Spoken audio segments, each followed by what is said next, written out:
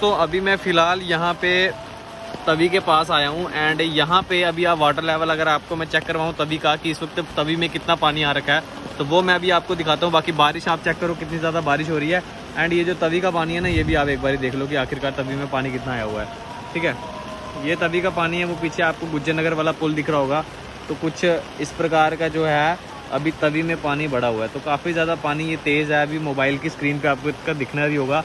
तो भाई पानी जो है बहुत ज़्यादा तेज़ हो रहा है धीरे धीरे। तो आप कोशिश करना कि भाई अपने घरों में रहें और पानी के किनारे तो भाई बिल्कुल मत जाएं, तवी के किनारे तो भाई बिल्कुल मत जाएं।